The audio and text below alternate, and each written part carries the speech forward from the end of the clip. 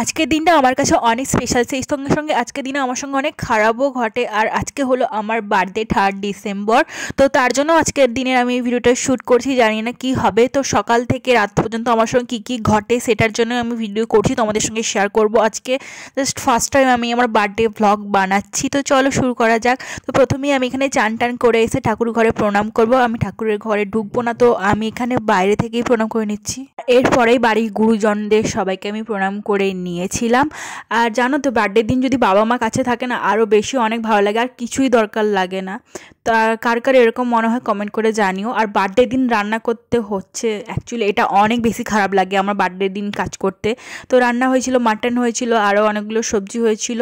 মানে আমি রান্না করেছিলাম সব কিছুই। আর এই দেখো লাল লাল মাটন, এখনও পর্যন্ত তো সব ঠিকঠাক যাচ্ছিল। আর আমি দেখো সন্ধ্যের দিকে তোমাদের দেখাচ্ছিলাম, কারণ আমি মাটনটা দেখাতে ভুলে গেছিলাম যখন রান্না করছিলাম। তাই আমি যখন খেতে দিচ্ছিলাম আমার হাজব্যান্ডকে, তাই তখনই আমি তোমাদের দেখালাম।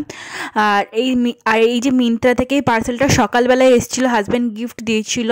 এটা আমি বলেছিলাম যে আমার এই শাড়িটা চাইতেও বলেছিল তোমাদেরকে বার্থডেতে আমি তোমাকে গিফট করব, তাই এটা সকালেই চলে এসেছে হঠাৎ। মানে 3 ডিসেম্বর থেকে 5 ডিসেম্বরের মধ্যে পার্সেলটা দেখাচ্ছিলো যে আসবে। তো আমি ভাবিনি যে 3 ডিসেম্বর চলে আসবে। মানে আমি সকালবেলা ঘুম থেকে উঠে দেখি যখন মানে পার্সেলটা চলে এসেছে মিন্ত্রা থেকে। আর এটা অনেক বেশি ভালো লাগলো। আর তার থেকে ভাবছিলাম যে এটা কেমন আসবে, কোয়ালিটিটা কেমন হবে শাড়ির। আর এই শাড়ির প্রাইসটা আমি তোমাদের নেক্সট একটা ভিডিওতে শেয়ার করব।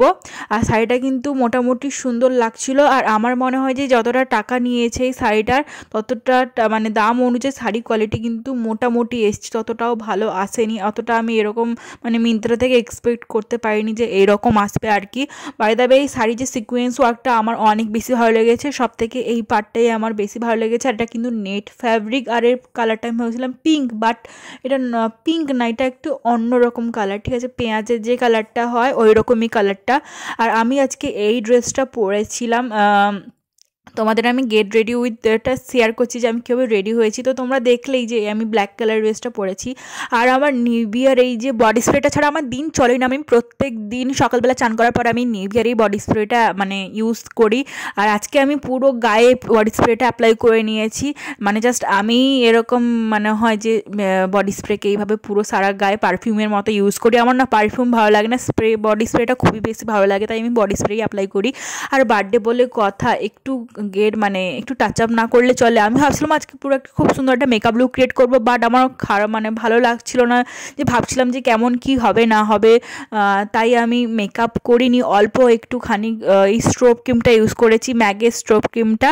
যেহেতু বার্থডে বলে কথা, তাই আমি 1000 টাকা দামিকের এই স্ট্রোব ক্রিমটা ইউজ করেছি। অনেক বেশি এক্সপেন্সিভ আমার কাছে, ভাই এক্সপেন্সিভ প্রোডাক্টগুলোর মধ্যে আমার কাছে এই ম্যাকের স্ট্রোব ক্রিমটাই আছে 1000 টাকা যেটার দাম।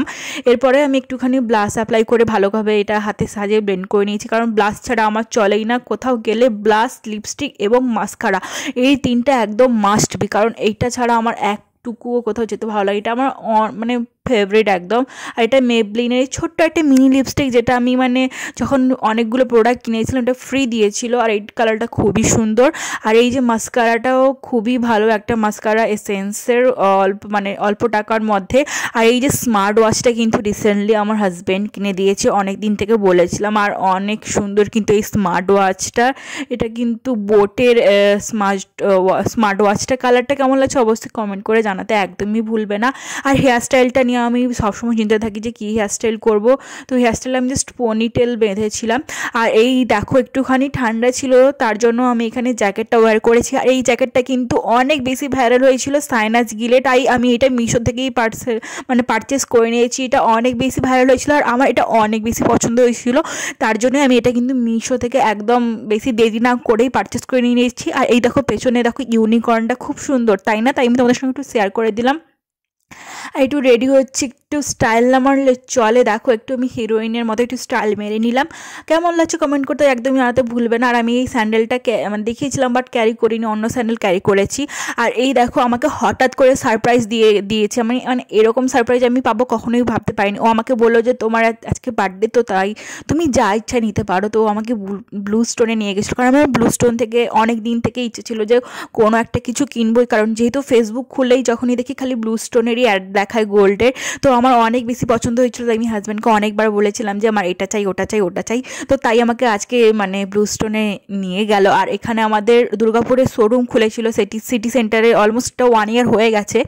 তো তাই আমি ভাবলাম, তো নিয়ে যাচ্ছে যখন ঠিক আছে কিছু কিনেই নি। তো ব্লুস্টোনের শোরুমটা খুবই সুন্দর আর এখানে কালেকশানগুলো কিন্তু অসাধারণ, একটার পর একটা, মানে অসাধারণ, কোনটা ছেড়ে কোনটা নিব সেটাই আর কি। আর খুবই সুন্দর, কিন্তু একদম এক্সক্লুসিভ ডিজাইন যাকে বলা যেতে পারে, যেটাই দেখবে ওটাই পছন্দ হয়ে যাবে।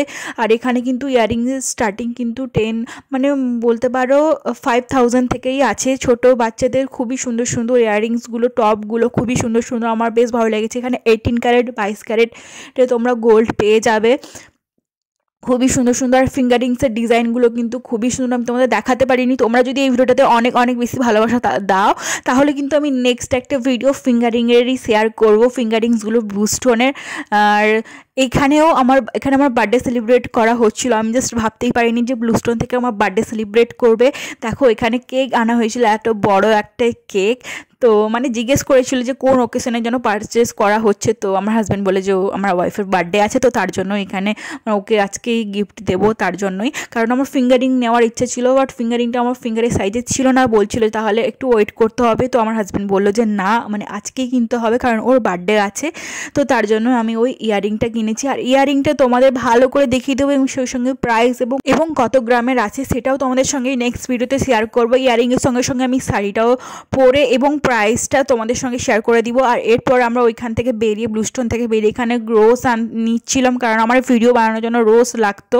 তার জন্য আমি রোজ কিনে আমরা এখানে মিও মোড় থেকে কেক কিনলাম। বলছিলাম যে আমার কেক লাগবে না, যেহেতু একটা কেক অলরেডি ওরা দিয়ে দিয়েছিল কেকটা। তো বলছিলাম যে লাগবে না, বাট ও বলছিল না, কেক না কাটলে হয় বাড়িতে সবাই বলেছিল যে কেকটা নিয়ে যেতে।